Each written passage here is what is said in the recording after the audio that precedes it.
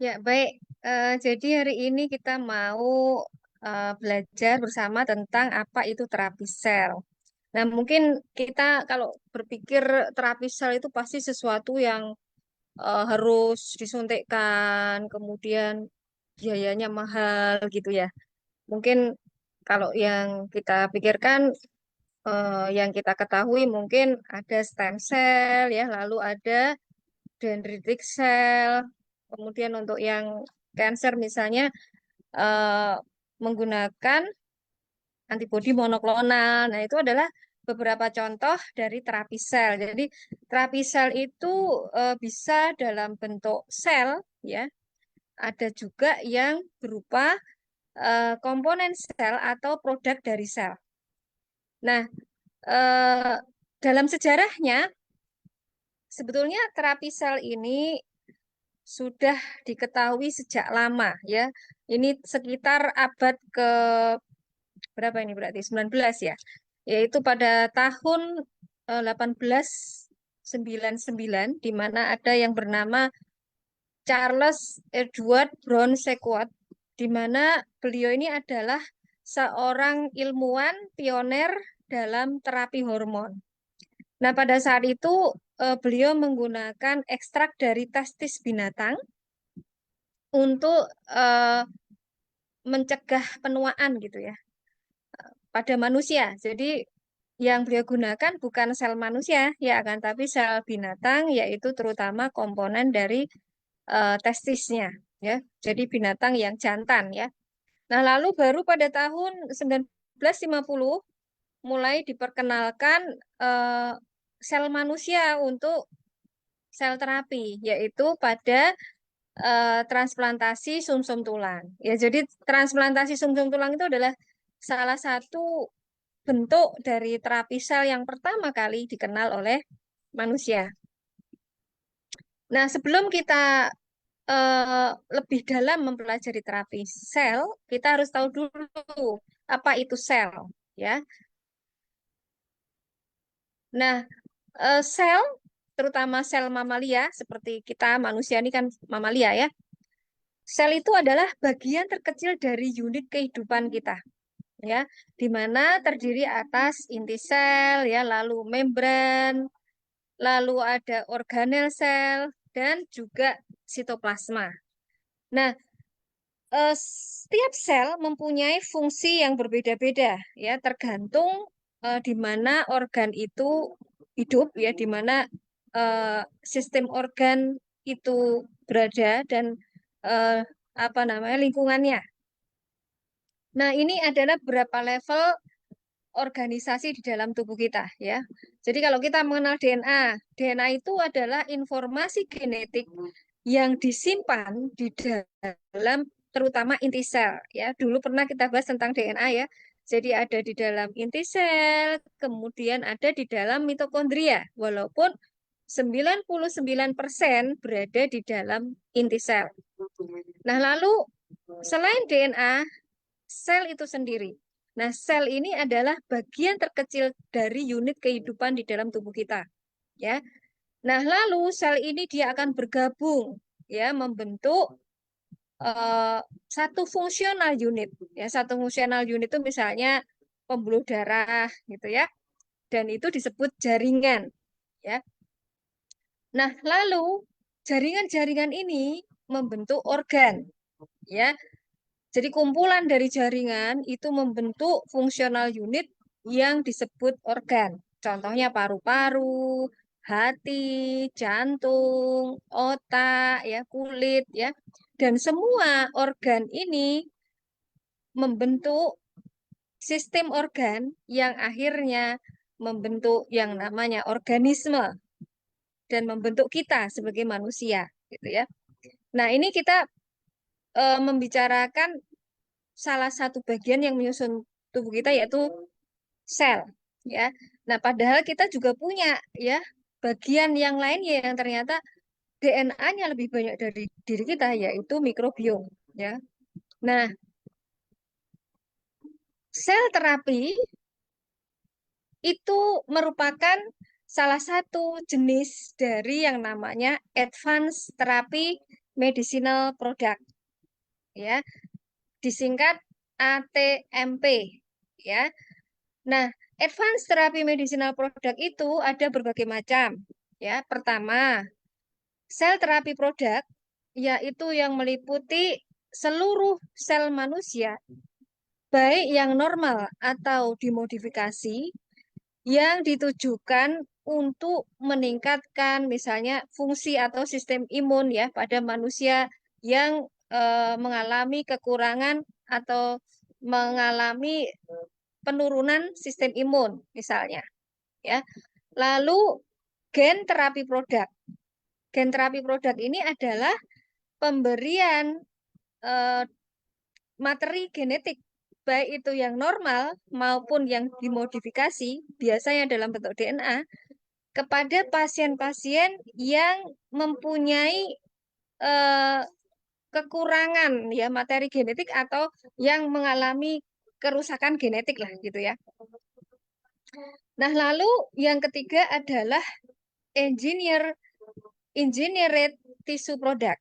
Engineered tissue product ini adalah organ ya, organoid atau apa eh, organ yang dibentuk secara laboratorium ya, yang ditransplantasikan ya pada manusia-manusia yang misalnya dengan kerusakan organ yang tingkatnya sudah sangat parah sehingga organ itu harus diganti ya. Dan sekarang itu sangat memungkinkan ya karena ternyata membentuk organ di laboratorium itu bisa. Kalau dulu kan transplantasi organ itu hanya dengan misalnya menunggu donor ya, donor yang mau mentransplantasikan organnya, misalnya donor ginjal dan sebagainya. Nah, kalau sekarang dengan perkembangan metode cloning, metode apa kultur sel gitu ya, itu bisa kita membuat eh, hewan coba yang bersifat chimera namanya. Chimera itu dia dimodifikasi genetiknya ya. Jadi binatang dia membawa materi genetik manusia dengan harapan di dalam tubuhnya nanti akan bisa dikembangkan organnya manusia. Nah, kalau organ itu sudah tumbuh, maka organ itu nanti didonorkan kepada apa manusia yang membutuhkan gitu ya. Nah, eh, dalam membentuk organ ini ya itu membutuhkan cetakan juga ya. Ada kalanya tidak membutuhkan binatang chimera namanya, akan tapi dengan di laboratorium itu ada cetakannya. Nah, cetakannya ini ada yang dibuat dari kolagen dari babi gitu ya. Tapi ternyata dalam penelitian yang paling baik untuk membuat cetakan dari organ-organ transplant ini berdasarkan penelitian adalah dari kolagen salmon. Ya karena ternyata kemiripan DNA salmon dengan manusia itu lebih banyak daripada DNA-nya babi. Nah, ini contoh pemanfaatan sel terapi ya untuk berbagai macam penyakit. Nah, misalnya untuk melanoma ya, untuk menterapi kanker ya ini ya. Jadi melanoma itu kanker kulit ya. Lalu leukemia itu untuk kanker darah, limfoma, lalu juga eh, terutama limfoma yang dia bersifat B-sel ya. Dan sekarang ini sudah banyak perkembangan yang lainnya ya, termasuk eh, apa namanya membuat stem cell ya, itu salah satunya. Nah, lalu gen terapi, gen terapi ini adalah dengan mengedit gen. Ya, mengedit gen ini contohnya yang sudah dilakukan yaitu pada penyakit hemofilia, ya, cystic fibrosis. Ini penyakit yang menyebabkan ginjal seseorang itu membentuk kista gitu ya. Lalu muskular distrofi, ini yang menyebabkan kelemahan otot ya pada manusia ya. Lalu beberapa imunodefisiensi dan beberapa treatment saat ini juga sudah banyak yang berkembang ya. Lalu organ-organ yang dimodifikasi tadi ya, itu contohnya tulang rawan ya, lalu kornea sehingga orang-orang yang membutuhkan transplantasi kornea tidak lagi harus menunggu ada orang yang mendonorkan ya. Lalu bone ya dan banyak lagi. Nah, ini adalah contoh eh, terapi gen ya di mana dilakukan genome editing ya menggunakan yang nama protein yang namanya Cas9. Cas9 ini sebenarnya protein yang berasal dari bakteri ya. Bakteri yaitu bakteri Streptococcus pyogenes. Ya, Streptococcus pyogenes itu bakteri yang dianggap patogen yang dia ternyata walaupun dia patogen, dianggap patogen ya karena dia menyebabkan infeksi bernanah ya, infeksi kulit yang bernanah itu. Akan tapi ternyata proteinnya itu bisa dimanfaatkan untuk memotong DNA ya manusia dan akhirnya nanti dengan bantuan eh, virus ya bisa disisipkan materi genetik yang ingin kita sisipkan misalnya ya. Nah, ini ada juga beberapa metode lain ya, tapi salah satu yang dianggap eh, paling baik itu adalah penggunaan bakteri Streptococcus pyogen. Nah, lalu ada juga terapi targeted dengan produk sel sintetis ya, turunan dari komponen manusia ya. Jadi dia tidak menggunakan bakteri, tidak menggunakan menggunakan produk dari apa misalnya sel tadi ya, akan tapi dia bersifat sintetik ya, di mana di sini diharapkan dengan memberikan sintetik biologi ini ya maka eh, apa terjadi perubahan sinyal ya sinyal pada sel ya akan tapi di sini tentunya banyak hal yang menjadi keterbatasan ya. Dan ini masih dalam tingkat pengembangan ya. Nah, mengapa terapi ini dianggap penting gitu ya? Karena saat ini diketahui bahwa setiap manusia gitu ya, itu mempunyai ciri khas masing-masing walaupun sama-sama menderita penyakit kanker payudara misalnya, ternyata ada faktor-faktor personal ya sehingga pemberian pengobatan pada seseorang itu tidak bisa digeneralisir semua sama obatnya. Nah, maka dengan adanya ATMPS ini, eh, maka diharapkan ke depan terapi itu akan lebih bersifat individual ya, sesuai dengan ciri-ciri dari seseorang itu, gitu ya. Nah, lalu ini beberapa contoh ya eh, penggunaan gen terapi ya dengan tanpa menggunakan metode memotong DNA ya dengan menggunakan tadi bakteri Streptococcus pyogenes ya. Nah, penggunaan DNA dari binatang ya itu merupakan salah satu yang saat ini berkembang. Ya seperti tadi dalam sejarah kan yang dia gunakan misalnya tadi dalam sejarah oleh Sir siapa? Saya lupa namanya Charles siapa itu? Charles Edward Brown Sequard itu ya. Itu yang dia gunakan adalah DNA dari testis ya, dari testis binatang. Nah, eh, yang saat ini dikembangkan adalah dari salmon. Ya, kenapa salmon? Sekali lagi saya sampaikan bahwa ternyata salmon itu mempunyai kemiripan DNA yang lebih banyak daripada babi. Gitu ya. Dan dia cenderung tidak akan memicu respon imun ya pada dia akan ditoleransi oleh manusia gitu ya. Nah, ini beberapa contoh pengembangan salmon DNA yang nano-nano ya, ya dia partikelnya itu nano gitu ya. Di mana dikatakan di sini mengapa salmon DNA itu sangat bagus ya karena dia bersifat non toksik ya. Kemudian dia juga bisa dicetak ya. Kalau kita mau bikin tadi cetakan tadi itu mudah dicetak ya. lalu biocompatibility-nya juga bagus, absorpsinya juga bagus, dan juga ada banyak kelebihan yang lainnya.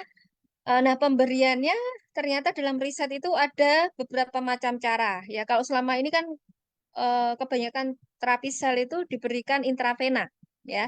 Jadi melalui injeksi atau di eh, implantasikan. Implantasikan itu ditanam gitu ya.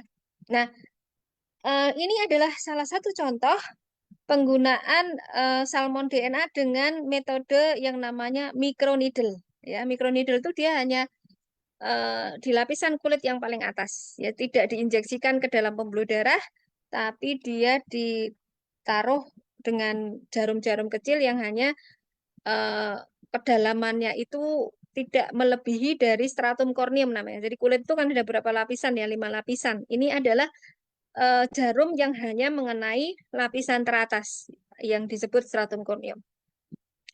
Nah, beberapa penelitian dari tahun 2017 ini ya yang sudah dipublish menyebutkan bahwa salmon DNA ini bisa meningkatkan regenerasi sel, ya, di mana dia mampu memicu migrasi dari sel-sel pembentuk tulang. Ya, artinya dia mampu memicu stem cell. Ya, karena tulang itu diregenerasi salah satunya adalah dari stem cell. Ya, walaupun ini penelitiannya mungkin yang saya dapatkan ini pada tikus ya, akan tapi bukti-bukti ini mungkin kalau di tahun-tahun ini semakin banyak ya, di mana sangat mungkin bahwa salmon DNA ini diaplikasikan untuk terapi sel yang dia merangsang stem cell manusia ya, karena stem cell manusia itu sebenarnya eh, kita tuh punya cadangan banyak ya di kulit kita ya, lalu di gigi kita, di seluruh permukaan, di seluruh lapisan basal dari sel-sel yang mudah membelah ya. Contohnya di gigi tadi, di kulit, lalu di usus ya, bahkan di paru-paru, di hati kita, di jantung kita, semuanya, hampir semuanya punya stem cell.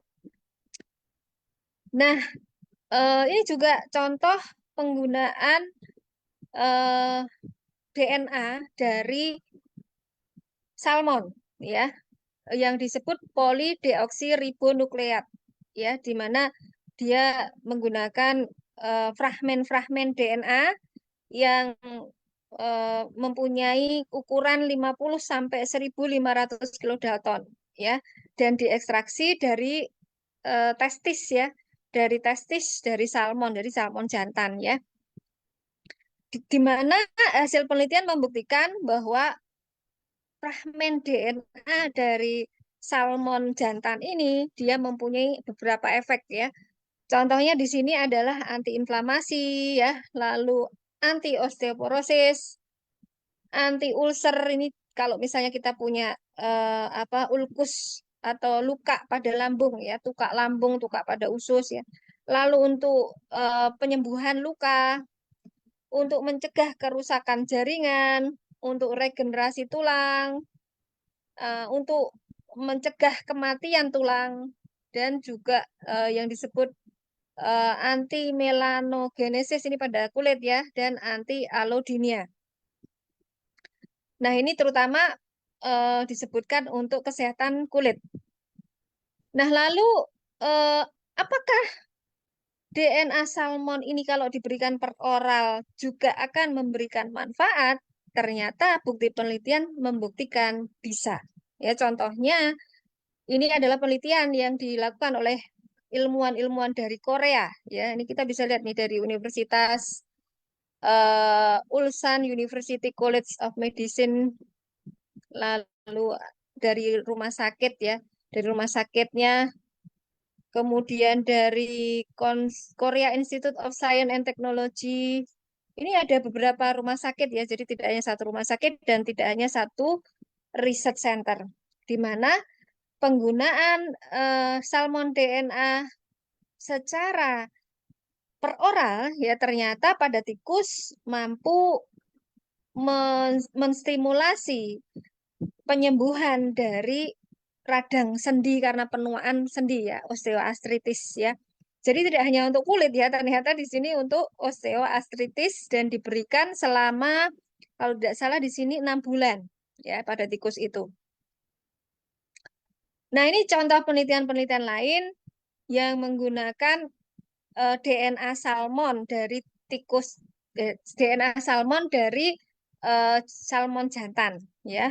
Nah, ternyata pengaruhnya juga ke lingkungan sel ya. Jadi kalau kita bicara tentang stem cell, pengaktifan stem cell itu juga harus eh, yang harus kita pikirkan adalah bagaimana kita membuat lingkungan sel itu menjadi kondusif terhadap perkembangan stem cell, gitu kan ya. Di mana dia tidak boleh terjadi misalnya peradangan yang berlebihan, lalu tidak boleh eh, mengalami stres oksidatif gitu ya. Nah, ternyata DNA salmon ini dia bersifat antioksidan ya, anti-aging ya, salah satunya dengan meningkatkan di sini gen-gen yang berkaitan dengan perbaikan DNA. Ya, contohnya di sini ada gen CCT2, CCT6A, ATG1, ATG8 dan eh, gen yang berkaitan dengan SIRT1, SIRT1 ya atau kita kenal sebagai sirtuin ya. Nah, lalu juga bisa mengurangi kerusakan otak pada tikus yang dibuat stres. Jadi ada percobaan nih, di mana tikus-tikus itu di kandang dibikin stres, gitu ya. Nah, karena stres ini akan merusak otak, ya terutama bagian yang namanya hipokampus. Jadi terjadi peradangan pada otak. Jadi stres itu mengapa berbahaya? Ya, salah satunya adalah karena meningkatkan peradangan pada otak. Ya, dan itu akan menimbulkan kerusakan pada area hipokampus yang dia sangat berkaitan erat dengan perilaku manusia. Nah, ternyata tikus-tikus yang dirusak otaknya dengan membuat dia stres itu dengan diberi DNA dari salmon salmon milk ya, ternyata kerusakan hipokampusnya itu menurun ya. Jadi peradangan pada otaknya itu menurun ya. Nah, ini penelitian dari Jepang kalau yang ini ya. Ini dari penelitian dari beberapa center ya, dari University of Shizuoka, lalu ada penelitian dari Tokyo University Agriculture and Technology ya. Jadi ada eh, 3 center yang meneliti. Nah, lalu kalau yang bersifat anti-aging dan antioksidan itu dari Taiwan. Ya, jadi bukannya dari Jepang ya, ternyata dari Taiwan pun ada penelitian yang berkaitan dengan salmon DNA. Nah, ini gambaran penelitiannya ya. Jadi di sini salmon diambil salmon milknya, lalu diekstraksi DNA-nya. Nah, lalu diberikan kepada tikus ini ya, yang usianya 7 bulan, ya, di mana tikus itu dibikin stres ya sejak usia 1 bulan. Ya, ini tikus 1 bulan dibuat stres ya. Lalu diberilah DNA DNA DNA dari apa namanya salmon ya selama 6 bulan. Nah, lalu setelah itu diperiksa otaknya ya ternyata menghambat salmon DNA itu menghambat peradangan pada hipokampusnya. Nah, menarik sekali ya. Jadi ternyata terapi sel itu tidak selalu kita berpikirnya memberi sel manusia gitu ya. Ternyata kita bisa memberi juga sel hewan ya. Dan tidak selalu harus stem cell gitu ya. Kalau kita berpikirnya kan, wah terapi sel itu berarti ngasih stem cell ya gitu ya. Mahal sekali itu kan. Sekali suntik bisa berapa tuh? 100 juta mungkin ya. Nah, eh, dalam perkembangan terapi sel itu, sumber-sumber dari terapi sel itu ada banyak sekali ternyata ya. Jadi di sini ada otologus ya. Otologus sel itu maksudnya dari diri kita sendiri. Contohnya nih yang dikerjakan di Indonesia misalnya dari sel lemak perut kita. Jadi yang gendut-gendut itu biar sel lemaknya tidak hanya dibuang begitu saja ya di apa namanya terapi sedot lemak itu ya kalau yang kita kenal untuk membuat kita langsing gitu ya. Nah, Hasil sedotan dari lemak sel perut kita itu diambil untuk di laboratorium dikembangbiakkan menjadi stem cell gitu ya. Nah, lalu dia dihitung, diperbanyak, dihitung, dimasukkan lagi ke tubuh kita ya. Nah, ini biasanya yang disebut terapi autologous mesenchymal stem cell ya. Ini sudah dikerjakan oleh sejawat-sejawat di RSCM. Dulu saya pernah ikut workshopnya di RSCM itu di tahun sekitar 2000 berapa ya itu ya? Mungkin 2013 14 saya lupa ya. Nah, lalu yang lainnya kalau yang otolog itu dari darah kita ya, darah kita diambil atau sumsum tulang kita diambil. Nah, lalu ditreatment di laboratorium dimasukkan lagi gitu ya. Nah, lalu yang alogenik ini berasal dari orang lain ya. Contohnya dari tali pusat bayi ya, lalu dari misalnya plasenta gitu ya. Nah, xenogenik ini dari tadi salmon ya, lalu dari apa spesies lain selain manusia, bahkan dari tumbuhan juga bisa ya. Jadi ada stem sel tumbuhan ya. Seperti subarasi itu ada stem sel tumbuhan ya dari apa fluid flow dari tomat ya. Nah, biasanya beberapa modifikasi dilakukan dalam produksinya ya. Misalnya dengan memberikan apa transgen namanya ya. Jadi ada disisipkan gen ya. Lalu eh, dengan membuat sel itu misalnya dia membawa satu partikel sintetis ya. Contohnya sebenarnya seperti COVID vaksin itu ya. COVID vaksin itu dia eh, virusnya itu membawa apa namanya spike protein ya dari virus SARS-CoV ya. Contohnya pada AstraZeneca dia menggunakan adenovirus gitu ya. Lalu misalnya yang lainnya misalnya seperti bakteri disisipkan gen, nah itu transgen namanya. Nah lalu kalau yang genome editing itu yaitu protein Cas9 yang salah satu sumbernya adalah dari Streptococcus pyogenes ya. Lalu terkadang juga ada modifikasi ya, surface modification atau penambahan biomaterial yang lain ya. Misalnya kayak salmon DNA, yaitu DNA-nya itu kan gampang rusak tuh ya. Nah, karena gampang rusak, akhirnya dia dilapisi ya dengan yang namanya liposum ya. Nah, itu adalah salah satu metode supaya DNA itu tidak rusak, begitu contohnya. Nah, maka dalam produksinya itu membutuhkan mesin khusus bioreaktor ya, bioreaktor dan di situ ada media, ada feeder cell atau sel-sel yang nanti memberi makan dia ya lalu eh, apa mungkin membutuhkan apa juga sel co-culture namanya co-culture tuh dikembangbiakkan bersama dengan sel lain ya contohnya dengan sel dendritik ya dan di sini menyebabkan akhirnya banyak sekali eh, apa tes-tes yang diperlukan ya karena untuk keamanannya ya itu ada akhirnya melewati beberapa proses uji ya seperti cell assay ya untuk phenotyping namanya phenotyping itu untuk ya karakterisasi untuk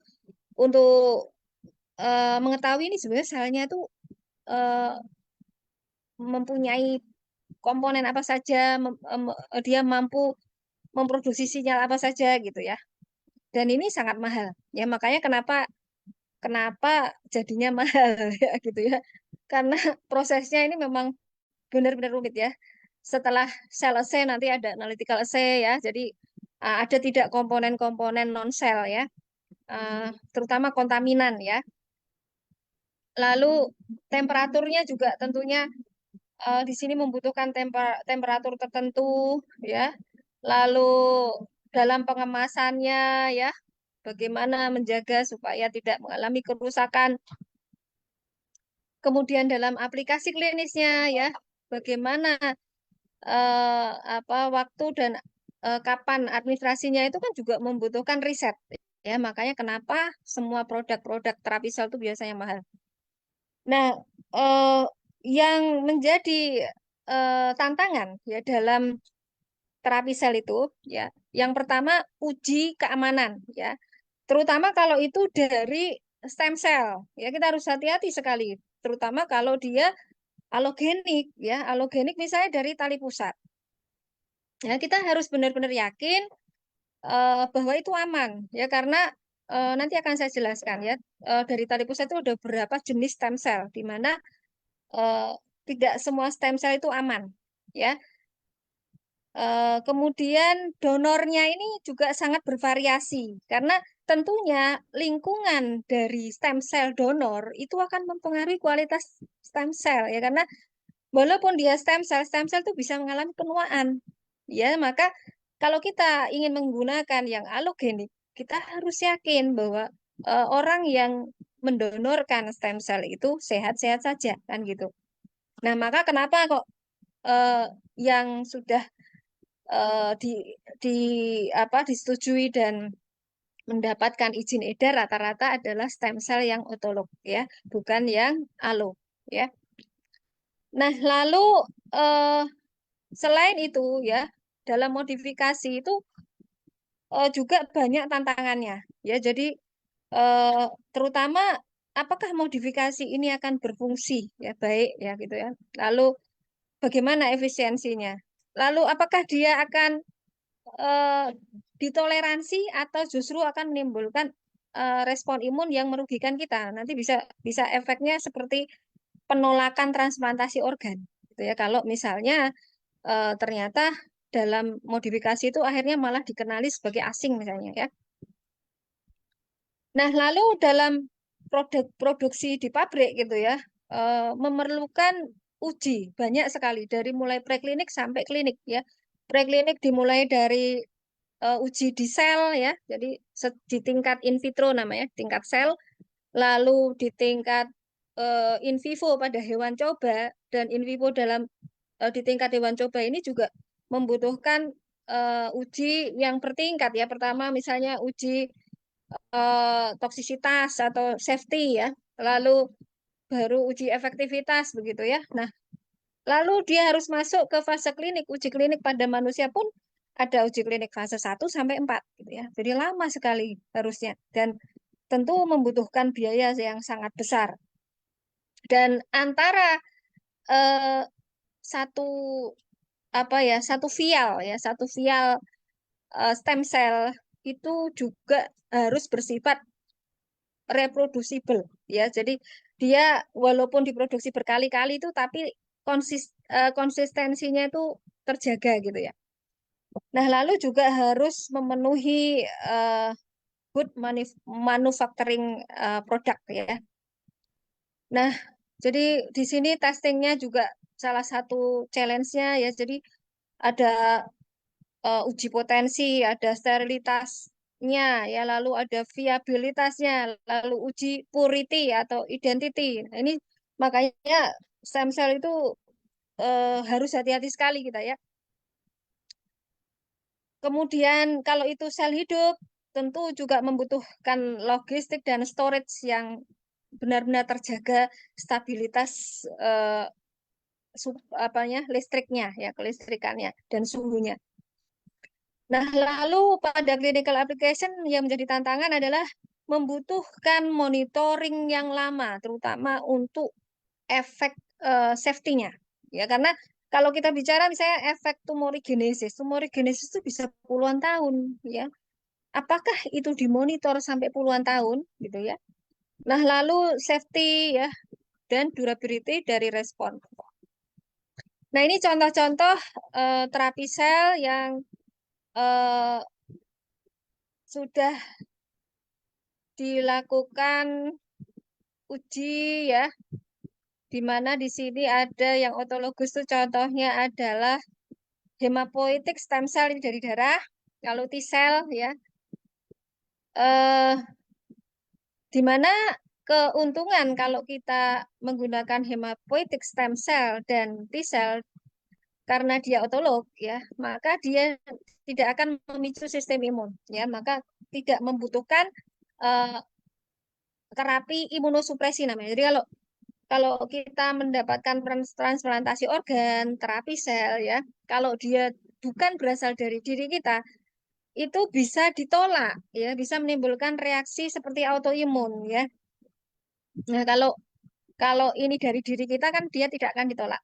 Nah, biasanya dia potensially permanen ya efeknya ya, dan dia long term, jadi mungkin dosisnya juga tidak akan perlu readministrasi yang berkali-kali gitu ya, dan tidak tidak sampai menghabiskan dana yang mungkin ratusan juta.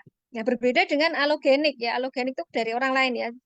Nah, alogenik mesenchymal stem cell contohnya dari tali pusat ya. Lalu yang lainnya misalnya dari NK sel atau B sel ya. Sel ini bisa dianggap sebagai asing ya, maka dalam terapinya membutuhkan imunosupresi. Dan dia biasanya efeknya hanya short term ya. Short term itu ya eh, apa? Tidak bisa berlangsung lama, maka perlu disuntik lagi gitu ya. Nah, lalu yang xenogenik ini contohnya adalah dari eh, sel pankreas babi ya, lalu dari eh, sel choroid plexus ya. Ini biasanya kalau disuntikkan tentunya ya itu akan dikenali sebagai asing ya, maka dibutuhkan imunosupresi dan dia bersifat akhirnya apa? Short term ya, low visibility, kemudian juga kalau untuk non muslim untuk muslim tentunya haram ya. Nah, lalu sequester cell atau encapsulation or device ya. Ini contohnya juga dari sel pankreas ya, sel beta pankreas ya, lalu ada hepatosit gitu ya, RPE sel. Ini juga dia bisa memicu sistem imun ya. Nah, lalu genetically modified non-immunogenic cell, contohnya ini semua sel ya, contohnya fibroblast gitu-gitu ya. Ini biasanya tidak akan dikenali oleh sistem imun ya. Nah, aplikasi terapi sel itu bisa untuk regeneratif ya, terapi kanker dan imunoterapi. Nah, ini beberapa produk yang sudah mendapatkan izin ya, dan juga yang baru diinvestigasi di Amerika dan Eropa. Ya contohnya ini yang mereknya Bloodwork ya, ini dari cord blood ya, jadi dari hematopoietic stem cell dari tali pusat ya. Ini kalau yang di sini dia bersifat alogenik ya. Kemudian dari Duke University ini namanya Dukot, ini juga alogenik. Ini sejak tahun 2012 bahkan ya. Lalu Clinimun Labs itu 2012. Lalu Alocot itu dari 2013 dari Amerika ya. Lalu Hemakot, kemudian Clevecot, rata-rata dari tali pusat ini ya. Nah, lalu kalau yang dari sel T contohnya adalah mereknya di sini ada Proveng. Kemudian eh, dari Novartis ini ada Kimriah yang dia berasal dari eh, autologous CAR T-cell. Nah, kalau yang Spilucelti atau Proveng itu dari autologous dendritic cell. Ini tahun 2010 bahkan ya. Jadi kalau kita mengenal ada vaksin dendritik ini hampir sama dengan ini ya. Tapi kalau yang autologous dendritic cell ini di Amerika itu di, sudah dipasarkan sejak tahun 2010. Di Eropa itu 2013 tapi pernah ditarik ya. Nah, ini contoh yang lain. Ini yang CAR T-cell ya. Eh, itu ada produk dari Gilead ya, semuanya dari Amerika ya ini ya. Kemudian tahun 2000 yang paling baru 2021 itu dia yang autologous CAR T-cell. Ya, autologous itu dari diri kita sendiri. Jadi sel T kita diambil lalu diterapi, dimasukkan lagi gitu ya. Dan sebenarnya ini lebih aman daripada kalau kita mendapatkan dari allogenik ya. Nah, lalu di sini ada allogeneic derived fibroblast ya. Kemudian articular cartilage derived cell, macam-macam ini ya ternyata ya dari produk-produknya sudah sejak tahun lama ya. Ini eh, kemudian untuk mata juga ada tahun 2015 ya, luar biasa ya. Nah, lalu produk yang masih dalam uji coba ya ini contohnya T-cell untuk Crohn disease ya, lalu mesenchymal stem cell untuk berbagai macam penyakit di sini ya. Kemudian T-cell juga ada yang masih uji coba pada beberapa penyakit ya. Nah, lalu juga di sini beberapa sel yang lain yang masih diuji coba ya. Nah, jadi kalau kita ingin menggunakan terapi sel, kita harus tahu betul, apalagi ini mahal ya. Apa sel itu, mekanismenya bagaimana, terus nanti bagaimana prosedurnya, efek sampingnya apa. Jadi jangan hanya langsung percaya begitu saja ya. Dan apakah memang ini sudah mendapatkan izin itu penting juga ya. Nah, kita harus tahu dulu apa itu stem cell ya. Eh, Seperti apa sih stem cell, sifatnya bagaimana sih stem cell itu ya. Jadi stem cell itu adalah sel yang tidak spesifik, yang dia bisa membentuk sel-sel yang lain. Jadi dia bisa istilahnya berdiferensiasi ya. Dia bisa berubah membentuk sel yang lain ya. Contohnya menjadi kulit, menjadi tulang, menjadi menjadi apapun, rambut gitu ya. Jadi dia punya kemampuan berubah, berkembang menjadi sel dewasa yang lain ya. Kemudian dia mampu memperbarui diri ya, kapanpun. Dan di dalam tubuh kita sebetulnya kita punya cadangannya. Itu yang menyebabkan tubuh kita itu sebetulnya punya kemampuan menyembuhkan dirinya sendiri ya. Nah, lalu apa yang dikerjakan oleh stem cell ya? Nah, salah satunya kalau kita kepotong jarinya ya, kena keiris lah ya. Atau kalau kita cabut gigi, ya apa yang terjadi? Ya, kan kulit kita bisa sembuh. Bahkan kalau hanya sedikit aja, nggak usah dikasih apa-apa ya nggak udah sembuh sendiri gitu ya, asal dia apa kulitnya itu bisa melekat lah gitu ya. Atau gigi kita lah, kalau gigi kita tanggal, kadang kita nggak ke dokter gigi kan, nggak kita apa-apain, ya ternyata sembuh sendiri juga gitu ya. Nah, itulah salah satu peran dari stem cell ya. Jadi untuk proses penyembuhan. Ketika kita mengalami luka, ya lalu nanti darah itu akan membentuk sumbat ya, sehingga luka itu tidak berdarah lagi ya. Lalu sel-sel imun ya datang ya dan membersihkan bekas-bekas sel yang rusak gitu ya. Dan akhirnya terbentuk sel baru sehingga kulit kita akhirnya jadi seperti normal ya gitu ya.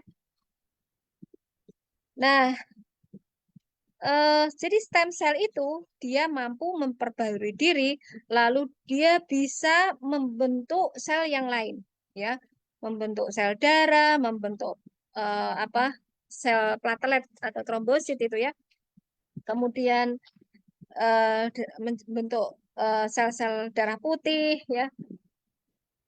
Nah, lalu misalnya kalau pada orang dewasa ada yang namanya adalah stem cell, ya, di mana adalah stem cell ini dia stem cell yang berada di jaringan tertentu. Misalnya di jaringan saraf ada neural stem cell, ya, lalu di jaringan sumsum tulang ada blood stem cell, ya.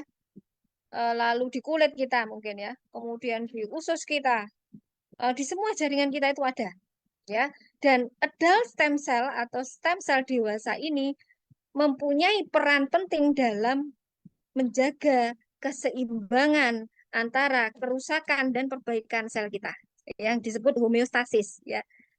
Nah, penyakit itu adalah hilangnya homeostasis, ya. Nah, ini adalah peran stem cell dalam tubuh. Ketika kita misalnya mengalami patah tulang, ya, eh, misalnya rambut kita rontok, nah, terus nanti ada rambut baru kan, gitu ya. Nah, itu juga peran dari stem cell.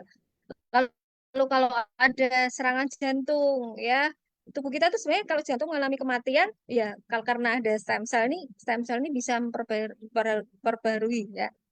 Kemudian di lapisan usus terutama, ya, itu juga banyak sekali yang namanya intestinal stem cell. Nah, tipe-tipe dari stem cell ini ada beberapa macam, ya, yaitu embryonic stem cell. Biasanya ini kalau apa dikembangkan di embrionik ini, kalau dikembangkan di eh, laboratorium, dia bisa membentuk banyak organ, ya. Kemudian biasanya dia berada di dalam blastokis dari embrio, ya, yang berumur sekitar 4 sampai 7 hari, dan dia bisa digunakan untuk cloning, ya. Jadi kalau kita mau bikin tiruan dari diri kita gitu, cloningan kita, ya tinggal simpan aja nih embrio, ya, kemudian eh, di cloning di ini, ya, di dalam laboratorium. Bahkan sekarang tuh ada rahim buatan gitu ya. Nah, inilah yang mengapa embryonic stem cell ini menjadi pro kontra, ya, karena dia eh, kemungkinan untuk menjadi manusia, ya, itu mungkin, lalu juga potensi yang lain yaitu bisa memicu kanker, ya, bisa memicu kanker karena dia bersifat immortal, ya. Lalu adalah stem cell, ya, dia bersifat multipoten. Multipoten itu artinya dia bisa membentuk banyak organ, ya.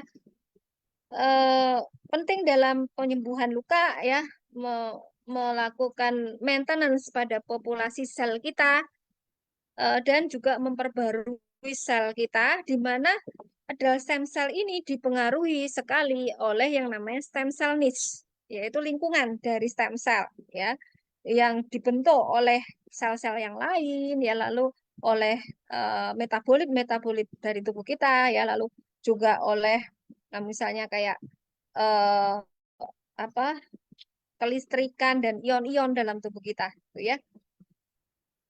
Ini juga masih secara etik mungkin masih banyak juga beberapa negara yang mempermasalahkan, ya. Dan untuk adult stem cell ini lebih sulit untuk diisolasi, ya, berbeda dengan yang embrional, ya. Nah, ada stem cell ini ada misalnya neural stem cell, ya. Ini yang dia akan berubah menjadi saraf, ya, dan juga jaringan yang mendukung saraf. Ini biasanya ditemukan di daerah subventrikular dan subgranular zone dari otak, ya. Lalu hematopoietik ini bisa kita dapatkan dari darah, ya, terutama dalam eh, sumsum tulang dan pada darah tali pusat, ya. Lalu epithelial stem cell itu bisa dari kulit kita. Misalnya kalau yang sekarang banyak dimanfaatkan itu dari kulit anak-anak yang disunat, ya. Jadi anak-anak kita kalau disunat itu kulitnya bisa kita simpan, ya, di bank stem cell, ya, dengan harapan itu nanti akan menjadi sumber stem cell bagi anak itu misalnya, ya. Nah, lalu juga dari usus, ya. Dalam pembuluh darah juga ada stem cell epitelial, ya. Kemudian di kulit, di apa folikel rambut di rambut kita, ya. Lalu mesenchymal stem cell ini eh, bisa dijumpai pada tulang rawan, ya, lemak tadi, ya, otot, ya. Kemudian di sekeliling jaringan yang namanya Wharton jelly. Wharton jelly itu jaringan yang mengelilingi tali pusat, ya. Lalu di jaringan lemak. Nah, lalu indus pluripotent stem cell atau yang disebut IPS itu dia bisa bersifat transdiferensiasi menjadi beberapa somatic cell, ya. Nah, ini biasanya diambil dari kulit atau dari darah dan dia akan dilakukan reprogramming, ya. Jadi diberi faktor-faktor transkripsi gitu ya. Jadi sinyal-sinyal yang dia akan merubah sel itu menjadi eh, sele- berdiferensiasi menjadi sel-sel yang lain. Nah, di sini pluripotent, immortal, easy to create ya, tapi ada kemungkinan efek sampingnya adalah membentuk teratoma. Teratoma itu tumor jinak yang isinya itu eh, berupa banyak jaringan gitu ya. Nah, antara orang muda dengan orang tua itu cadangan stem cell-nya baik jumlahnya maupun lingkungannya itu berbeda. Ya, jadi kalau kita masih muda, stem cell kita itu lebih banyak ya. Dan di situ lingkungan selnya juga di situ banyak sel ya, ada banyak sel di situ. Jaringan ikatnya juga demikian berbeda dengan pada orang yang eh, tua ya, di mana jaringan ikatnya cenderung komposisinya berbeda gitu ya. Sinyal-sinyalnya juga berbeda, sinyal-sinyal di lingkungan dari stem cell itu. Nah, orang yang sudah tua bisa mengalami penuaan dari stem cell. Ya, demikian juga orang yang muda kalau ada trigger gitu ya, maka stem cell-nya juga bisa menua. Nah, untuk mencegah penuaan dari stem cell kita, maka salah satunya adalah dengan mengaktifkan mekanisme autofagi, ya, dan menjaga metabolisme tubuh sehingga tidak mengalami stres oksidatif gitu ya. Dan juga dengan mempengaruhi epigenetik ya, menstabilkan epigenetik kita ya. Nah, untuk memicu rejuvenasi dari stem cell kita gitu ya, cadangan stem cell kita itu ada beberapa metode yang sebetulnya berkaitan dengan makanan gitu ya. Jadi makanan itu ternyata bisa ya mempengaruhi eh, stem cell kita ya, dengan melalui efek direct maupun indirect ya. Efek langsungnya ya contohnya dengan eh, beberapa tipe makanan dan atau dengan merubah interval makan gitu ya. Di mana kalau merubah interval makan berarti kan dengan puasa gitu ya. Baik dengan prolong fasting itu contohnya puasa Ramadan ya, atau intermittent fasting ya, misalnya Senin Kemis atau puasa-puasa yang tidak terlalu lama lah gitu ya.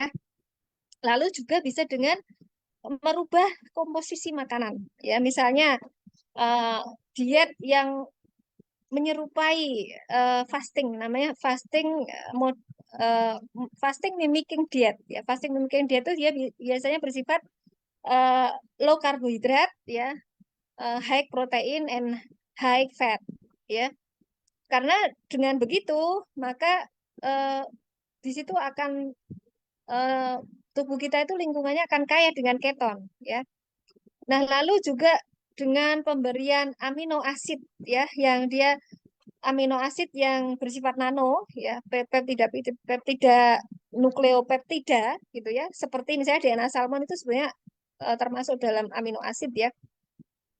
Lalu lipids atau pemberian fitosemikal, contohnya polifenol tertentu ya, misalnya resveratrol gitu ya. Ternyata dengan tipe-tipe diet tertentu ini atau dengan interval diet tertentu ini secara direct dia akan mempengaruhi modifikasi epigenetik ya, autofagi dan metabolisme dari stem cell sehingga dia juga akan mempengaruhi kemampuan dari stem cell itu untuk berdiferensiasi ya, em, membelah diri, mengekspresikan gen tertentu gitu ya. Nah, secara indirect, secara tidak langsung ya, makanan juga akan mempengaruhi hormon, di mana hormon ini merupakan lingkungan atau niche dari sel ya. Jadi dia membentuk microenvironment yang akan mempengaruhi inflamasi ya, dan juga niche dari sel itu. Niche sel itu semacam ya lingkungannya ya gitu. Baik itu sinyalnya dan juga eh, sel-sel yang ada di sekitarnya ya. Nah, jadi sebetulnya secara natural ya dalam tubuh kita itu ada semacam mekanisme menyeimbangkan diri ya. Menyeimbangkan eh, fungsi dari stem cell ya dengan yang disebut proteostasis ya dan maintenance dari fungsi stem cell ya. Nah, proteostasis ini melibatkan ribosom ya, lalu ada ubiquitin proteasome system ya atau UPS dan juga mekanisme otofagi yang diperankan oleh lisosom ya. Di mana untuk melakukan maintenance maka di situ eh, ada sintesa protein yang rendah dan kontrol dalam eh, penterjemahan dari kode-kode genetik ya, yang itu akan mempengaruhi aktivasi dan juga diferensiasi dari stem cell ya. Lalu ubiquitin proteasome system dia akan mempengaruhi selektif degradasi dari protein dan juga degradasi dari protein-protein yang gagal terbentuk dengan sempurna ya, yang namanya misfolded protein ya. Nah, eh, kemudian mekanisme autofagi itu dia berfungsi terutama dalam membersihkan protein-protein agregat yang dia merupakan akumulasi dari protein-protein yang rusak yang tidak bisa didegradasi dan juga organela turnover terutama mitokondria ya, di mana mitokondria itu dia harus diperbarui ya dengan mekanisme yang disebut mitofagi ya, dan ini yang akan menyebabkan metabolisme kita itu menjadi stabil gitu ya. Jadi ada maintenance ya, dan ini yang menyebabkan juga lingkungan kita itu tidak kaya dengan radikal bebas ya, sehingga apa namanya tidak terjadi stres oksidatif ya, dan ini akan mencegah penuaan.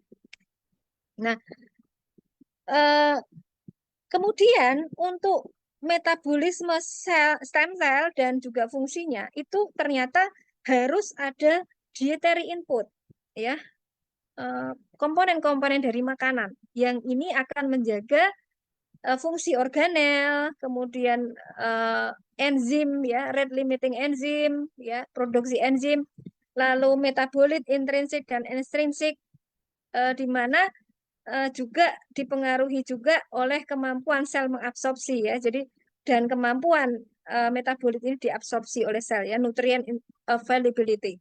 Nah, dan diet ini sangat mempengaruhi uh, self renewal quotient ya, self renewal. Jadi kemampuan memperbarui sel, kemudian proliferasi dan aktivasi sel untuk berdiferensiasi menjadi banyak organ ya. Jadi ternyata memang makanan itu ya sangat-sangat penting ya dalam menjaga eh, eh, stem cell kita dari penuaan ya, dan untuk merejuvenasi eh, apa namanya dari sel-sel stem cell. Karena kalau kita stem cellnya dia tidak mengalami penuaan, yang namanya self healing itu sangat-sangat mungkin gitu ya.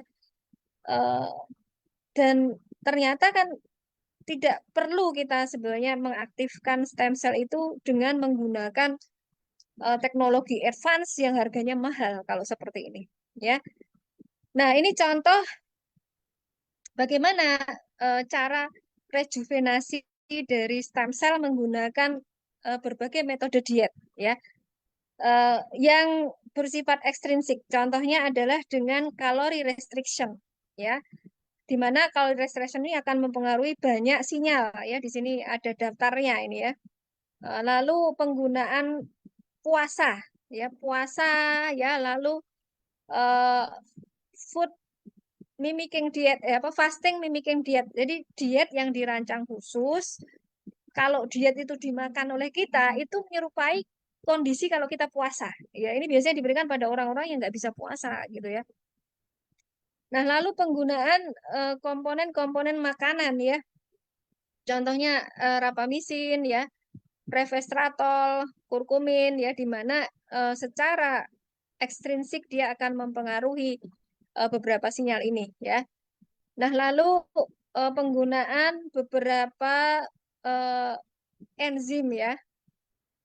Ini contohnya NAD ya. Lalu penggunaan hormon contohnya oksitosin ya. Ini juga ternyata mempengaruhi eh, stem cell ya.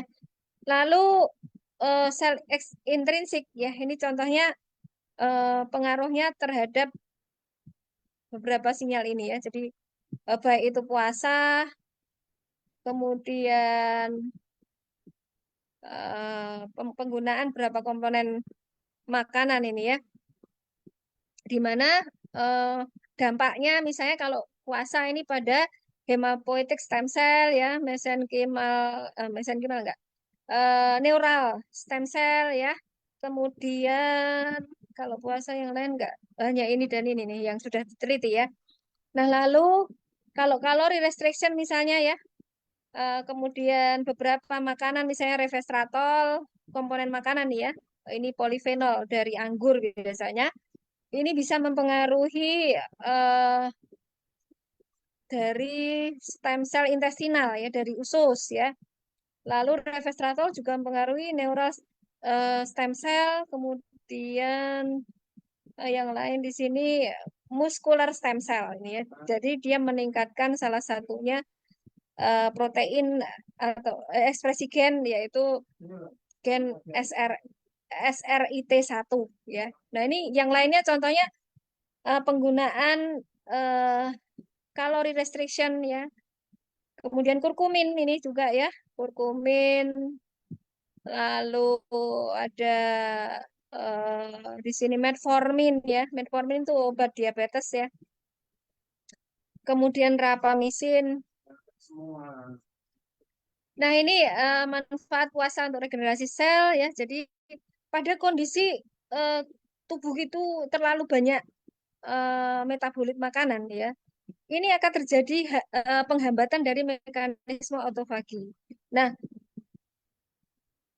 pada kondisi kita puasa, maka autofagi itu diaktifkan ya, perbaikan sel diaktifkan ya, di mana karena terjadi nutrient deprivation atau eh, kurangnya makanan gitu ya, maka itu akan mengaktifkan protein yang memicu perbaikan sel yaitu SRT1 dan juga eh, menyebabkan peningkatan autofagi ya. Nah, lalu juga eh, dengan tidak adanya makanan, maka yang namanya AMP meningkat, maka hal ini akan menimbulkan metabolisme lipid, metabolisme glukosa, protein metabolisme, proliferasi, apoptosis, polaritis sel dan diferensi sel yang meningkat ya. Nah, ini contoh bagaimana makanan ya dan metabolit dari hasil metabolisme makanan itu dia akan mempengaruhi enzim, kemudian ini akan mempengaruhi modifikasi epigenetik dan menimbulkan dampak pada stem cell ya. Jadi makanan berupa misalnya glukosa ya, lalu apa asam amino, fatty acid ya, lalu protein, kemudian etanol, asetat, eh, ketogenik AA, nitrogen, ketogenik diet ya. Ini bisa mempengaruhi beberapa enzim ini ya. Kemudian mempengaruhi diferensiasi dari beberapa stem cell ya, dan perbaikan DNA. Ya, jadi makanan ternyata ya. Nah, lalu ini contoh bagaimana intermittent fasting misalnya ya, mekanismenya mempengaruhi stem cell ya. Kemudian eh, prolong fasting, seperti misalnya eh, apa namanya puasa Ramadan ya. Puasa Ramadan itu ternyata pengaruhnya banyak sekali nih terhadap stem cell otak ya. Jadi dia meregenerasi otak kita ya, saraf kita ya. Lalu mesenchymal stem cell kita, otot kita, muscular stem cell, kemudian intestinal stem cell, hematopoietic stem cell. Nah, lalu kalau di sini intermittent fasting itu mempengaruhi contohnya intestinal stem cell ya. Nah, lalu kalau eh, fasting mimicking diet yang tadi saya sebutkan, dia diet yang dirancang low karbo, high protein ya. Ini dia pengaruhnya ke hematopoietic stem cell, intestinal stem cell dan muscular stem cell. Nah, lalu kalau keto diet, nah ini yang juga kontroversi ya keto diet ya. Di mana di sini dia mempengaruhi intestinal stem cell, neural stem cell dan muscular stem cell ya. Nah, ini contoh kalori restriction ya. Jadi kalau ini bukan puasa ya, tapi kalori restriction namanya ya, di mana kalori restriction ini menyebabkan uh, salah satunya adalah uh, mempengaruhi hematopoietic stem cell, neural stem cell, kemudian lymphoid stem cell, hematopoietic stem HPCS, HPCS itu hematopoietic stem cell, HPCS, kemudian muscular stem cell, MACS itu mammary stem cell ya, lalu intestinal stem cell.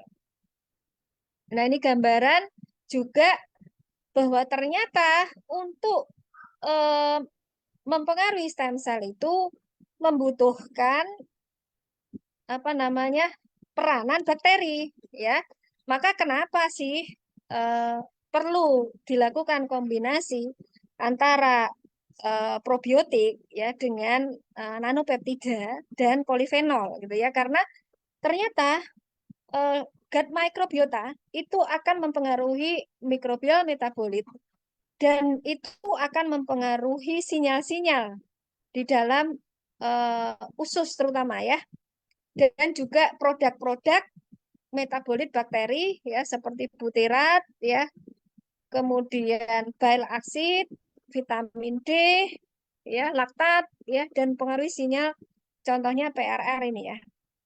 Di mana hal ini tentu akan mempengaruhi proliferasi dari intestinal stem cell, diferensiasi, regenerasinya ya.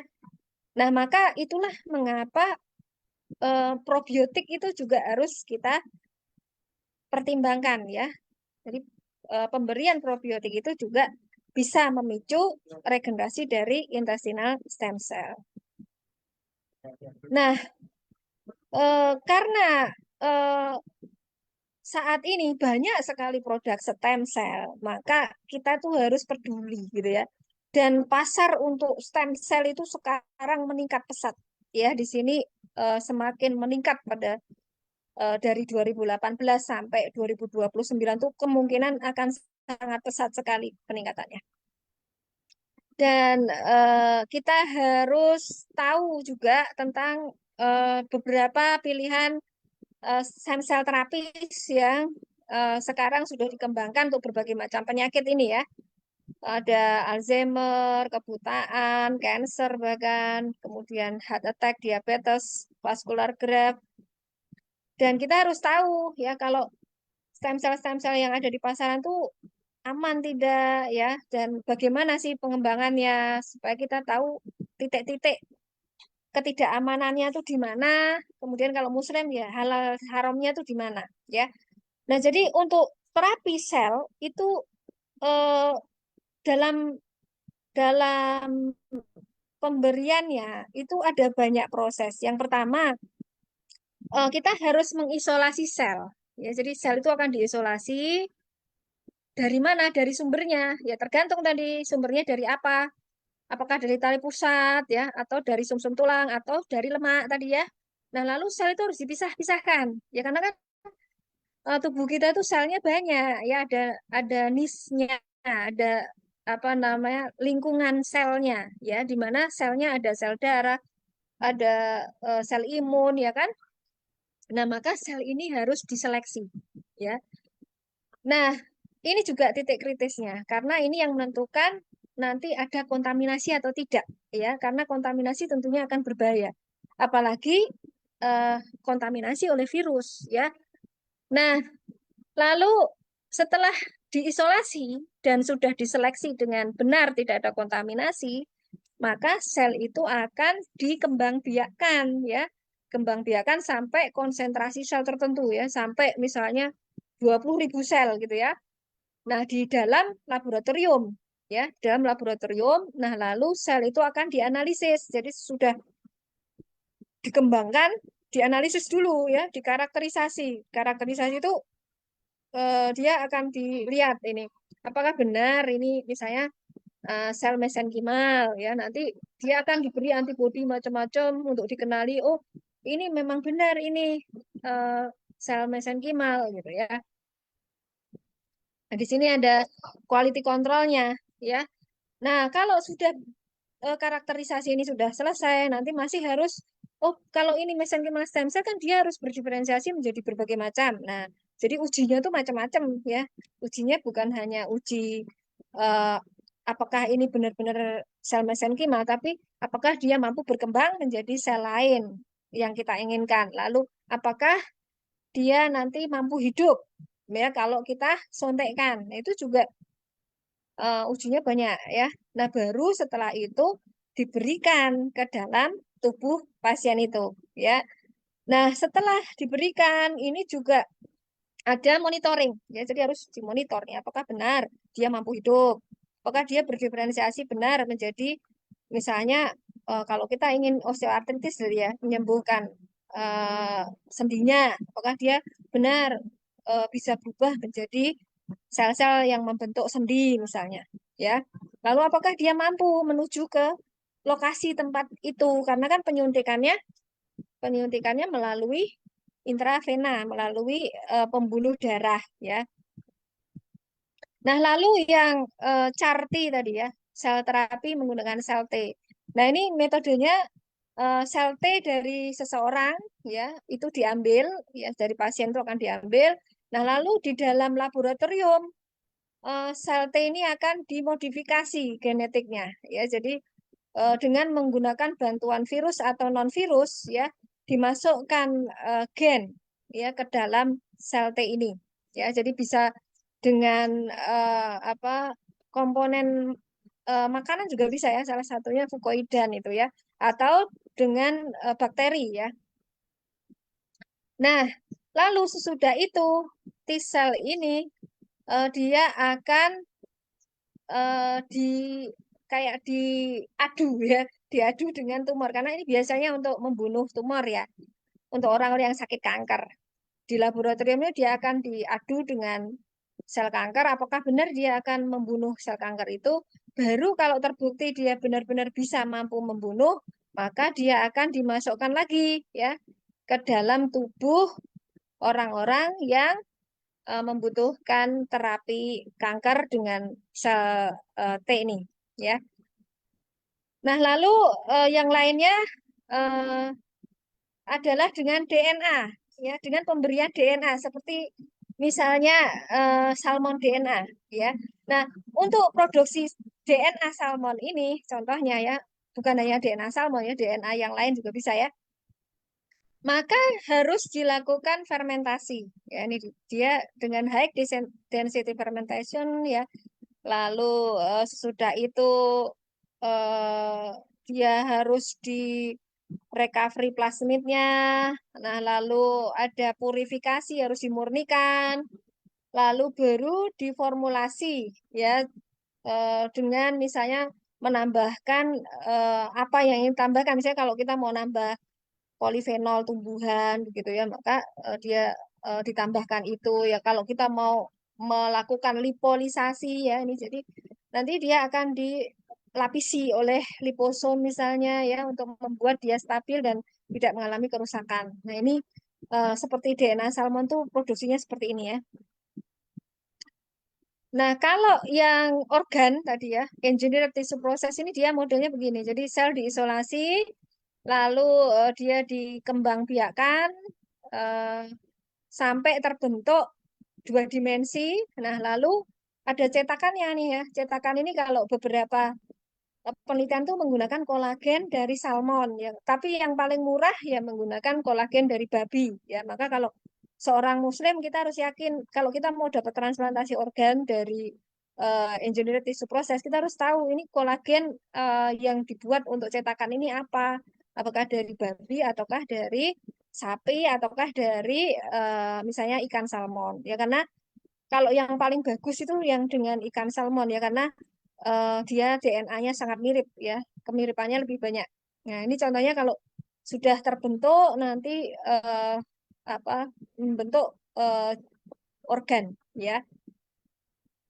Nah, lalu eh, apa tantangan dalam produksi yang baik gitu. Good manufacturing production challenge-nya itu adalah adanya variability ya, terutama dalam media tumbuhnya. Lalu materi aktif biologi yang dipakai untuk menumbuhkan. Kan ada yang menggunakan hormon, ada yang menggunakan enzim, ada yang menggunakan gelatin yang tidak halal. Ini penting ya, karena kita harus hati-hati kalau yang muslim ya.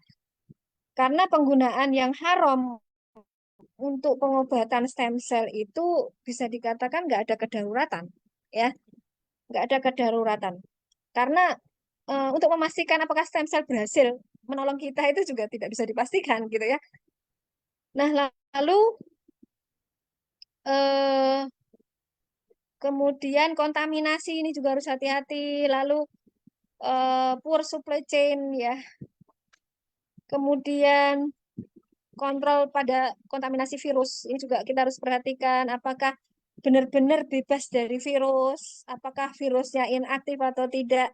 Ya, lalu belum lagi berkaitan dengan donor ya. Jadi mungkin donornya terinfeksi atau juga berkaitan dengan masalah etik ya.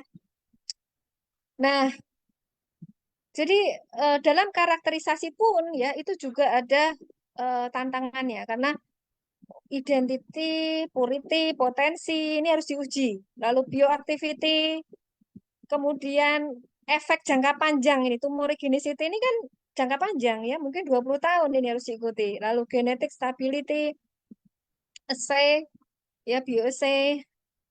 Jadi beratnya kita kalau mau menggunakan terapi stem cell yang disuntikkan tuh seperti itu ya. Nah, lalu dalam produksinya juga ini ya. Jadi kita harus melihat raw material ya. Apakah dia dari manusia ataukah dari animal ya. Kemudian juga ininya apa cost-nya, variabilitasnya, kemudian proses development-nya ya, produk manufacturing-nya, asepsisnya, variabel parameter, parameter eh, pekerjanya apakah benar-benar kompeten ya, safety profile. Nah, lalu juga berkaitan dengan supply for use-nya ya, apakah dia mudah didapatkan dan bisa terus-menerus kita dapatkan ya. Nah, ini beberapa ATMPS yang sudah mempunyai izin ya. Yaitu contohnya kalau di Eropa ini ada yang ditarik juga ya, ada 6 macam.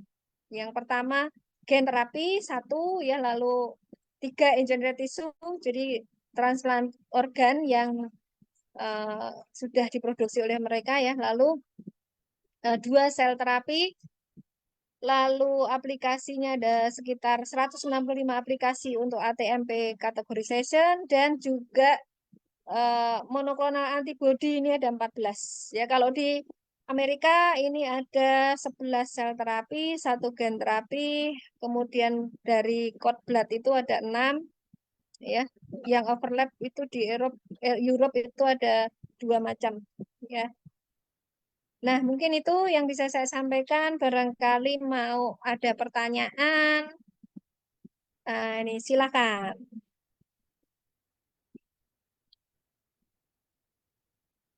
Ya, ini ada pertanyaan tentang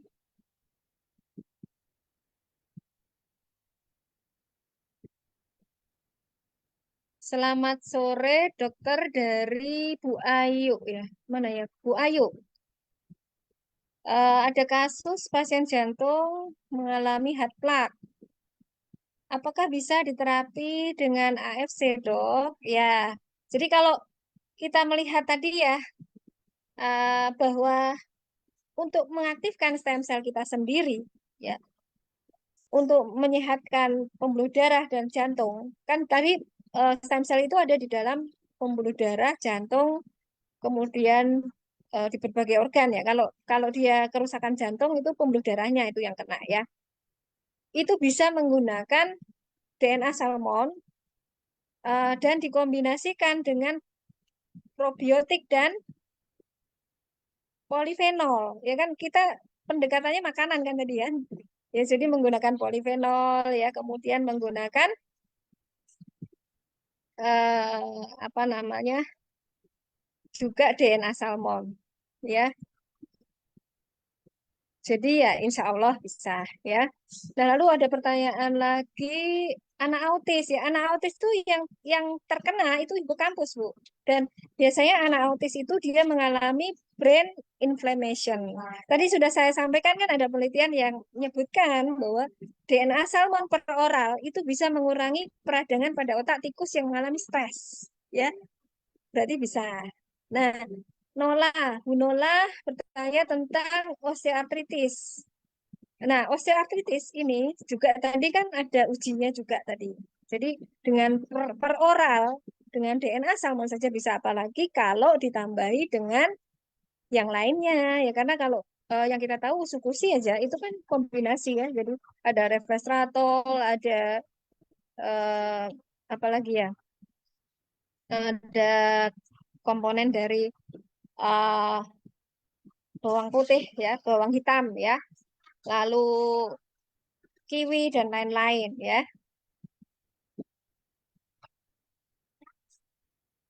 Ya, kalau ada osteoartritis tentunya kita harus lihat faktor yang lain. Jadi kalau misalnya ini udah 1 tahun lebih tapi kok pinggang masih sakit, kakinya masih sakit. Jadi kita harus lihat ya berat badannya bagaimana ya.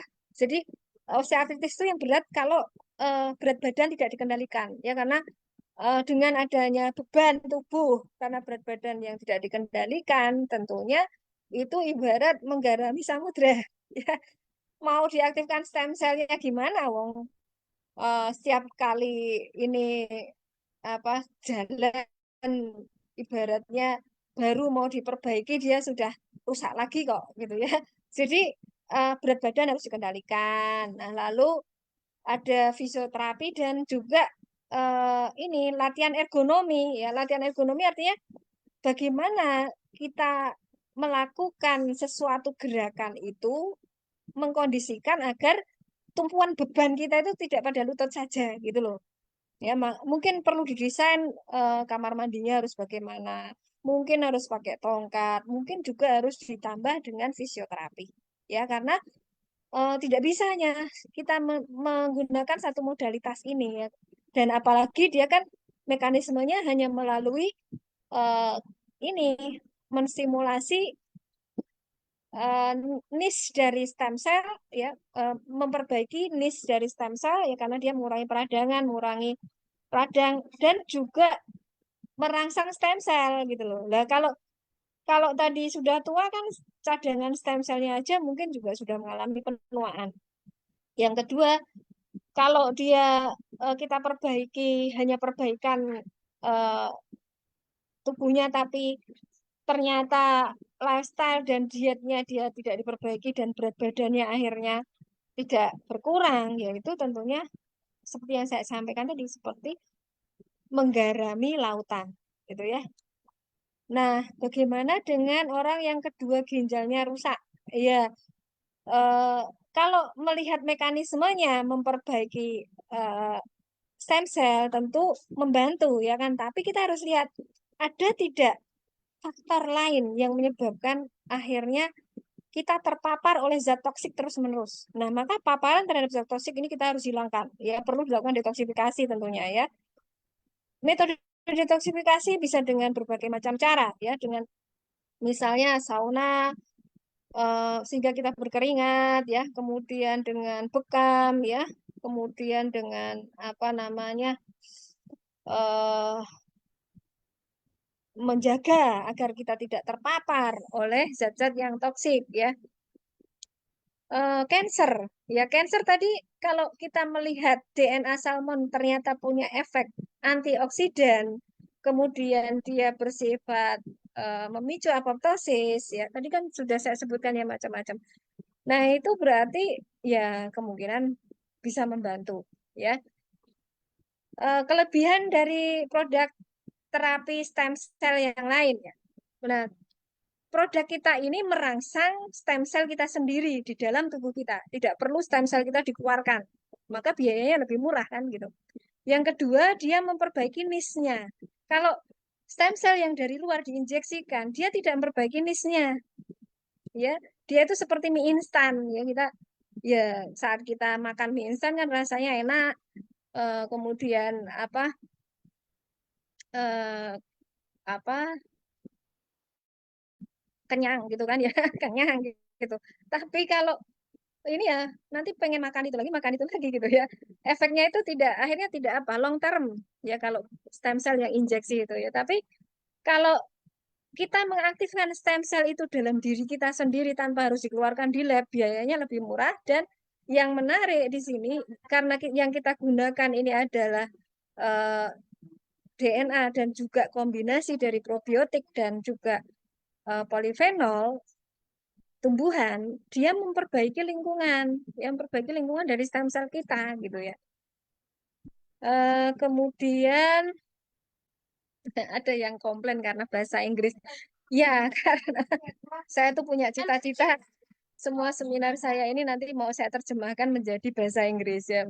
Maka saya harapkan itu kalau PowerPoint saya bahasa Inggris, orang asing yang membaca, yang melihat video saya itu bisa mengerti gitu ya, tanpa harus apa namanya menerjemahkan PPT-nya. Kalau kalau dengan apa PPT berbahasa Inggris lalu tinggal saya dengan AI nanti saya terjemahkan menjadi bahasa Inggris misalnya, itu akan lebih mudah diikuti oleh orang asing karena harapan saya produk-produk kita ini bukan hanya kita gunakan oleh orang Indonesia ya, banyak teman-teman saya dari negara lain yang pengen sekali menggunakan ini. Maka itulah mengapa saya PPT itu lebih suka pakai bahasa Inggris ya.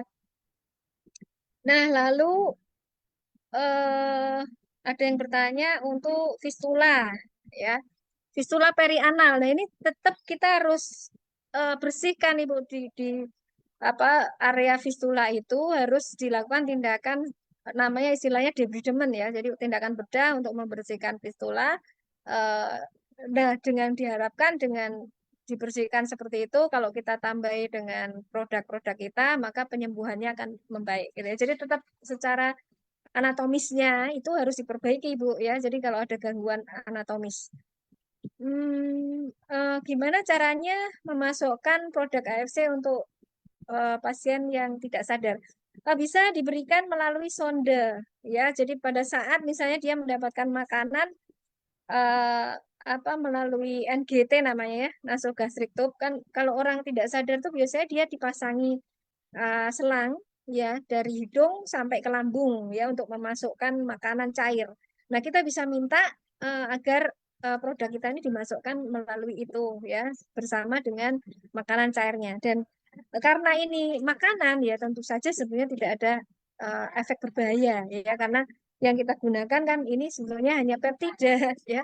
Peptida dari ikan lalu ada apa namanya komponen-komponen makanan dari misalnya kayak ini dari bawang hitam, dari kiwi, dari anggur ya kan tidak berbahaya ya. Dan ini eh, yang menguntungkan kita ini bisa diresepkan oleh dokter ya karena dia sudah masuk juga di eh, MIMS ya. MIMS itu for buku yang memuat eh, obat-obat, daftar obat-obat, lalu suplemen dan makanan-makanan yang bisa diresepkan oleh dokter. Nah, jadi produk kita ini kan masuk dalam kategori makanan fungsional ya. Jadi dokter boleh meresepkan gitu ya. Efektivitas konsumsi AFC terhadap pasien kanker tulang penyebaran ke hati. Nah, saya ada pengalaman menterapi satu pasien dengan kanker hati stadium lanjut ya, stadium 4 ya. Kebetulan pada saat pertama kali saya terapi, saya tapi mengkombinasikan dengan yang lain ya, tidak hanya dengan produk ini ya.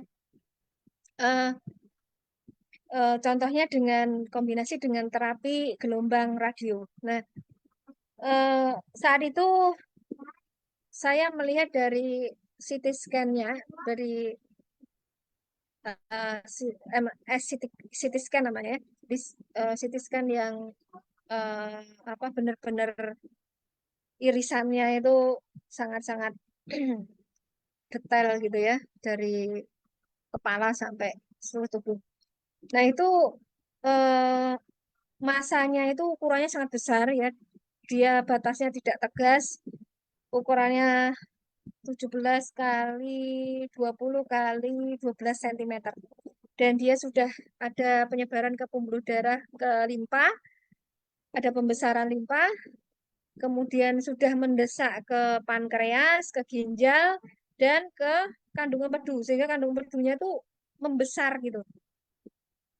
Saya terapi dengan itu tadinya dia tidak bisa berbaring karena varises ya, varises di mana-mana termasuk di perut ya, lalu di dubur ya, hemoroid ya, hemoroid yang derajatnya sudah 4 itu.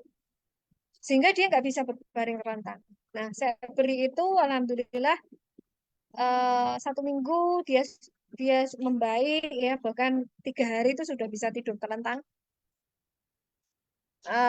Masanya setelah itu mengecil, ukurannya tinggal 9, diameternya 9 cm dan terbatas pada hati. Jadi tekanan-tekanan ke ginjal, ke vesikavelea, ke mana lagi tadi, ke limpa itu sudah tidak ada. Kelenjar getah bening yang tadinya membesar juga mengecil, fungsi ginjal yang tadinya memburuk menjadi normal, kemudian bengkak menurun ya, eh, penumpukan cairan di perut juga menurun. Ya, tapi memang sekali lagi stres ya, stres itu harus dikendalikan ya. Dan juga kita harus hati-hati pada orang-orang seperti ini dengan sindrom yang disebut tumor lysis syndrome. Ya, jadi tumor lysis syndrome itu menimbulkan dampak efek samping berupa peningkatan asam urat, ya, lalu eh, peningkatan beberapa mineral seperti kalsium, ya, kalium, ya, sehingga tentu diet ini harus kita kendalikan ya, karena kalau hiperkalemi nanti bisa-bisa matinya bukan karena kanker ya, tapi karena henti jantung ya. Nah, pada saat sel kanker mati gitu ya, sel kanker mati, oh terjadi hiperkalemi, bisa-bisa kalau kita tidak kendalikan makanannya ya, dan dia mengalami hiperkalemi, itu bisa menimbulkan dampak eh, kematian bukan karena tumornya, tapi karena eh, hiperkaleminya. Ya, kalau pasien saya ini meninggalnya karena ada batu, ya karena urik asid tinggi ya kan. Kebetulan dia kurang minum, nyeri, akhirnya dia stres karena nyeri itu. Nah, karena stres itu marah terus gitu ya, marah.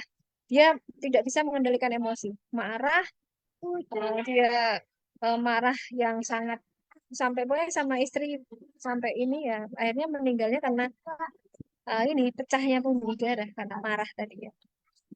Gitu. Nah, lalu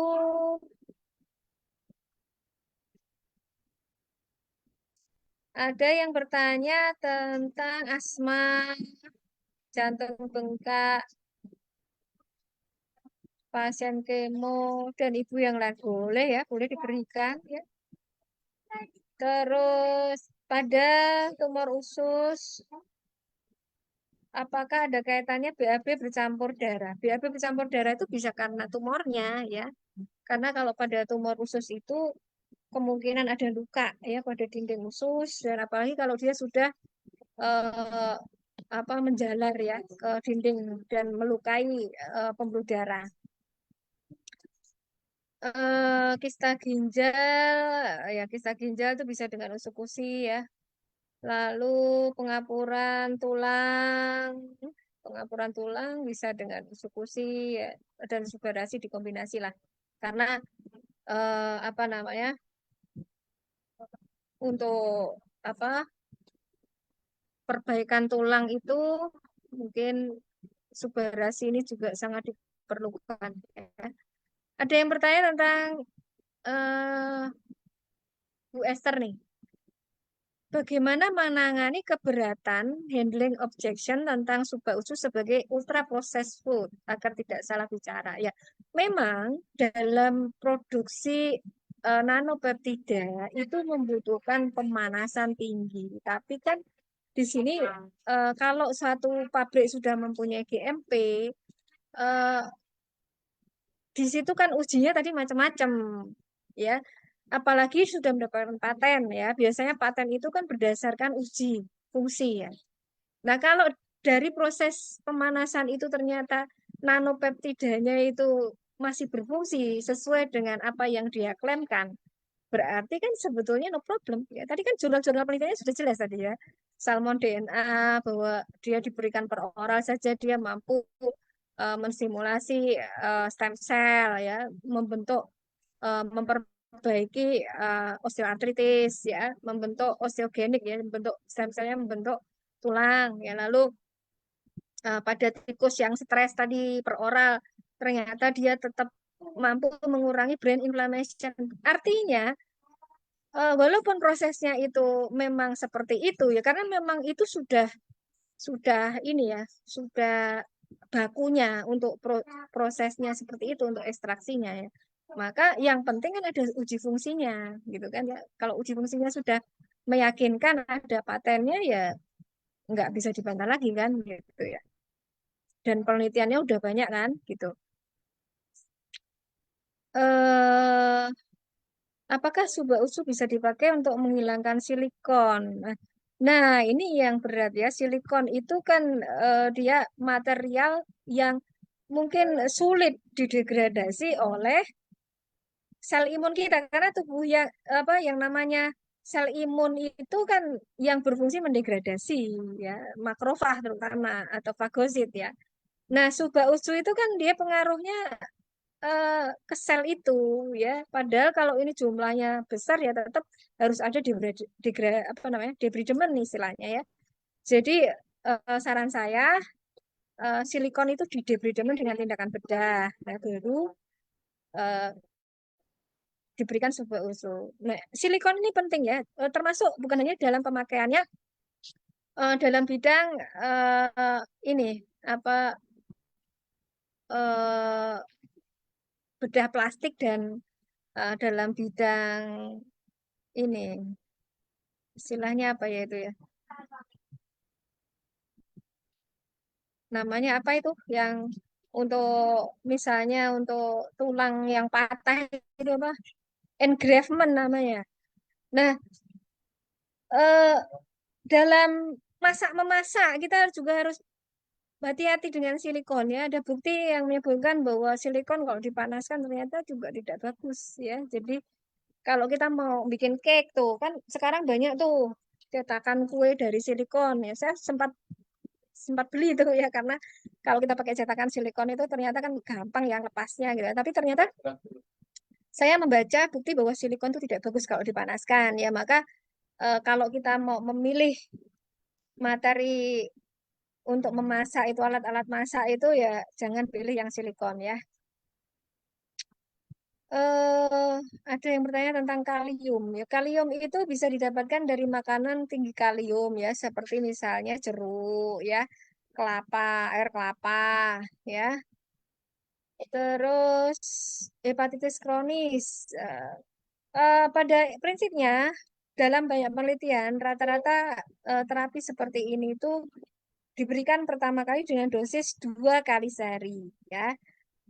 Nah, lalu prostat dan asam urat sama ya, hampir sama ya. Kemudian asma, jantung, bengkak. Tadi hampir sama sudah saya jawab ya. Yang lainnya, Pak Angga bisa bantu mana yang barangkali belum terjawab, Pak? Boleh, benar, Dok.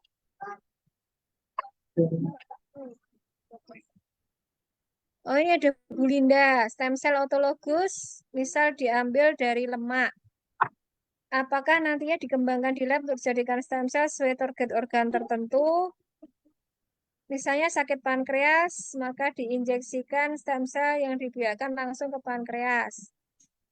Bukan ya, jadi injeksinya itu selama ini intravena ya, tapi memang ada beberapa pendapat ya kalau misalnya kayak tadi ya, ada kerusakan kematian sel gitu ya. Beberapa teman saya misalnya pada spondilitis TBC ya, tulangnya yang mengalami spondilitis itu dibersihkan dulu ya. Ada yang dipaparkan di organ itu kalau itu tindakan bedah. Jadi pada pembuluh darah yang memang dekat dengan target organ, atau pada kalau misalnya itu pada tulang yang di debris demen ya di sekitar itu gitu. Jadi memang ada dua metode yang menyampaikan bahwa walaupun dengan injeksi vena itu dia akan mengikuti ya sinyal, ya akan mengikuti sinyal kerusakan organ ya. Akan tetapi ada pendapat yang lain bahwa sinyal kerusakan organ ini harus kita picu ya. Jadi bisa dengan metode-metode memicu sinyal kerusakan ini keluar ya, misalnya dengan membuat eh, rangsangan hipoksia ya, atau dengan hipotermi seperti itu ya. Jadi memang ada yang mengkombinasikan bukan hanya dengan injeksi stem cell tapi dengan metode yang lain ya. Eh, untuk autis bisa insya Allah ya. Terus